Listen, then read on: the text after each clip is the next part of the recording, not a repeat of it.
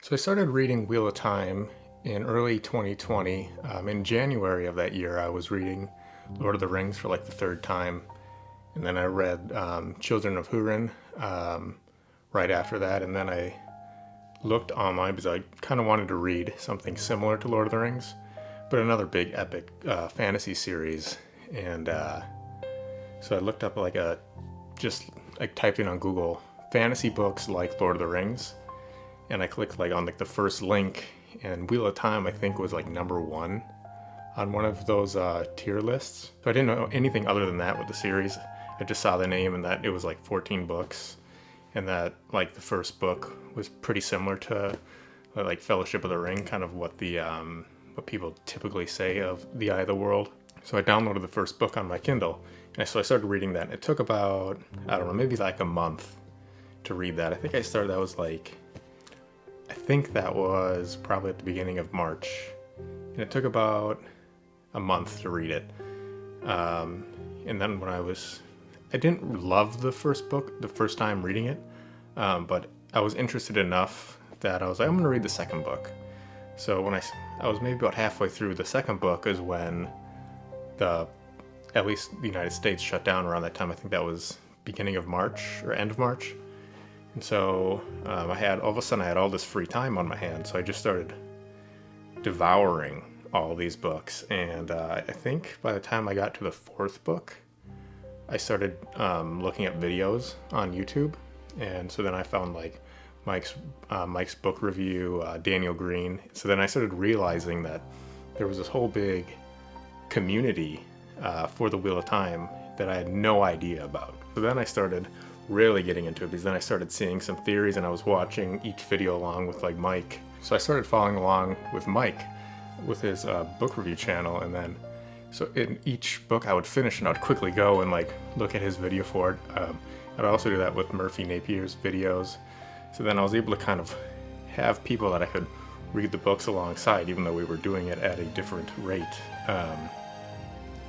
And it was just so much fun. I had never experienced something like that while reading a book. I had always read fantasy books or crime novels, but nothing to this scale other than A Song of Ice and Fire. So the story of the Wheel of Time, it starts off with the POV of a character named Rand, and he's within this small village that he lives in with a bunch of his friends, and a mysterious woman and a man show up, and they end up getting whisked away for a mysterious reason that I'm trying not to spoil.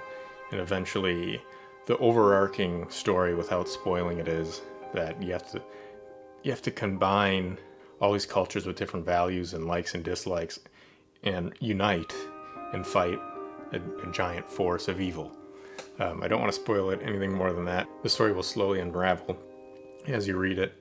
I remember reading the first 3-4 books and going how does this go for 10 more books? But if you keep reading it, you'll slowly realize what's happening, and then by the time you get to the end, I think you'll be satisfied. So yeah, I've just really connected with the characters, I think, right away with book one, because I found it quite confusing, but I was able to kind of, I know that Rand gets the bland Rand name for the first couple books, or at least the first book, but I liked him, and then I liked Perrin, but eventually as the series goes on, these characters that just start off in such a small way end up becoming so big. And for the first 4 books, my favorite character was Perrin, but then after that I really just started to love the character of Matt as his character kind of progresses. Every time you'd get a Matt POV, I would just be so excited to get to it and read it. It'd be 3 in the morning, and I would almost be done reading, and I'd turn the page and it would be a Matt chapter. I would just have to keep going. One thing that I love about Robert Jordan's writing style, his prose, is that it is very detailed, and I like that because I like to paint the picture in my head. I don't like stories or books rather that don't have that much detail. Otherwise, in my head, there's just it's just kind of white and they're like stick figure-y almost, where with Robert Jordan you really get down to like the way the stitching is on people's shirts and the type of armor people wear, you know, their hairstyles. One thing that I really like that I'm guessing it could be go either way is his way of writing like sword battles, where he like just names like the type of sword move that you wouldn't necessarily like. He doesn't like give description of like necessarily how the sword is being swung, but the way the name of it is that you can kind of get like a general idea of what that would be. But where he's not that detailed with like sword fighting, just the way that he writes like battle scenes, you can really tell that he's somebody that experienced war in a horrific way, especially when you get to like book 4. Without spoiling it, there's like a big battle at the end of it, or even like at the end of book 6. The way that like time compresses or expands when you're reading it really feels like that's he's somebody that was experienced that in real life. I've read a lot of fantasy, but he's just, the way that he writes big battles is just, there's nobody that does it like him that I can think of, maybe other than like Steven Erikson and Malazan Book of the Fallen. Because like with Robert Jordan, you can just really tell that he understands what that heightened sense of like life or death is like.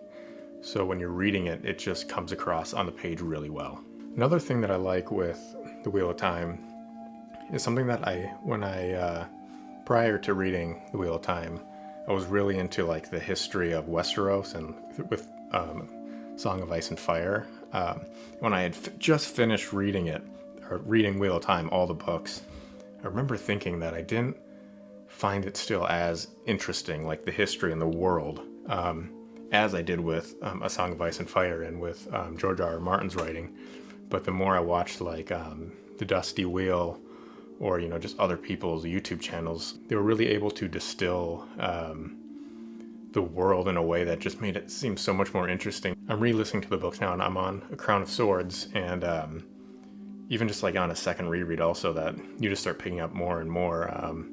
I had never read something this expansive before, and this detailed, other than A Song of Ice and Fire, but it's different. It's in a different way that it's hard to like grasp it all on the first read. But just the way that the world is written, it just seems so real, and all the characters just seem so real that like the history feels real. And then again, not to spoil like what happens or certain aspects of it, but the more like you learn about it, and if you've watched the TV show, it kind of shows that a little bit at the beginning, other than like in the 4th book. But there's nothing like it. I wish I could get more into it without spoiling it. Oftentimes when I'm reading a book series, I need something that'll like hook me to keep reading it. And if I'm not feeling that it's going anywhere, my reading generally gets slower. You may not feel rushed to get to the end, but there's so much foreshadowing. There's a character named Min who can kind of see within the pattern, is what they describe an aspect of the world as, and she can like see like the future in a way, and you get like little hints of that with what she says and what she sees on people. And on a first reread, they may not make any sense, but when you get to the end, if you remember them, or on a reread, they make so much sense. And it's so cool seeing things that are in the first book that pay off within the last 300 pages of the last book. And, you know, it makes you think like, well, Robert Jordan really did have all this planned for so long. Unfortunately, he passed away in like 2007 or 2008. Might have been earlier than that. And then Brandon Sanderson picked up where he left off and ended and finished with the last 3 books. So he kind of had a tall order of taking all these foreshadowings from the previous books, and then with Robert Jordan's notes, and then what Robert Jordan didn't have written down, Sanderson had to go in and fill the gaps and or kind of write to what Robert had originally planned. When I originally got to Brandon Sanderson's books the first time, I remember it feeling different, and there's a particular character that feels different that I'm not going to say who, just if you don't want to if you don't like knowing who makes it to the end of the series. Although I will say that this isn't a Song of Ice and Fire. Don't expect that there'll be just major character deaths. Generally, each character has a big role to play, and even down to like a horse within the series will kind of have a payoff towards the end. One of my favorite things about Wheel of Time is not, or it's obviously it's the books, but it's the fan base for it. Just seeing all like the Twitter interactions online and like the YouTube channels, and the way that like there's a channel called Nerdy Nightly where they're doing a book read along and like a book club with them that I've been following along with, and just the way that how supportive everybody is. And they'll have like 500 people within a live stream, and then they'll just get so many donations and like asking questions or what they think this theory is and what that theory is. And the fan base really loves to latch on to new readers of the series and just follow along with them and ask them questions what they think is going to happen. And so if you're kind of scared to see this daunting 14, 15 book series, 15 including the prequel, I'm telling you, follow along with YouTube channels, go on Reddit. There's spoiler-free Reddits where people will help if you're like, forget something that happened in previous books. It truly is amazing to see the amount of respect that veterans of the series give to new readers. And for somebody going into the series just by seeing a top 10 and reading like the first 4 books, not knowing anything about this online community, I remember thinking that there were certain aspects of the first 4 books that were confusing that I don't think would have been as confusing if I had been following along with like other YouTube channels. I'm not saying that you have to do that. The book series are still satisfying, but it really is something that there's not a lot of book series out there that I've read and followed along or looked up YouTube videos for that has that amazing of a community around it. Lastly, I want to talk about the TV show that came out on Amazon Prime, that I know that it's very decisive online, especially within the community. Generally, if you go like on Twitter, it's very positive towards the series. And if you go like on Facebook, it's not positive. But then you can see people that have never read the books, even know what the books are, that love the series. I see that now with the Rings of Power TV show that came out. Wheel of Time must be popping up on like the recommended page on their Amazon account. Because I'm seeing like every day 2, 3, 4, 5 new people that have watched the show, and they're talking about how they never heard of it and why is nobody talking about it. And it's like, well, we were waiting for a few years prior to it coming out. Just any little snippet of information we were grasping onto, and it was a lot of fun, the build up to the show, with watching like the Dusty Wheel live streams with their countdowns to like the teaser trailer and the trailer, and getting like Rosamund Pike, who's in the show, she would call in on his show, and then they would just talk, and it was just so cool. So it's interesting seeing like the fan aspect of it, where we were just waiting for anything to show up, and then these new people that never heard of it are just jumping in and watching it, and they're loving it. So it was kind of, I don't know if they planned it or Amazon planned it, but the way that the Rings of Power has kind of helped the Wheel of Time has been really cool. I know that certain people in the fan base don't like the changes of the show, and they expect it to be more a one-to-one adaptation, which for me, I'm not. It's its own separate thing anyway, so I wouldn't really get upset about changes regardless. But for me, I know that like it's too big of a series to adapt one-to-one. It would take 20 years to do. These actors would outage all the characters. It wouldn't be that interesting because it'd be really slow. Whether you like it or don't, I personally find it fun to watch and see how they've sort of taken certain aspects of the book. It's almost like the greatest hits of The Wheel of Time. Like the first season isn't just an adaptation of The Eye of the World, book 1.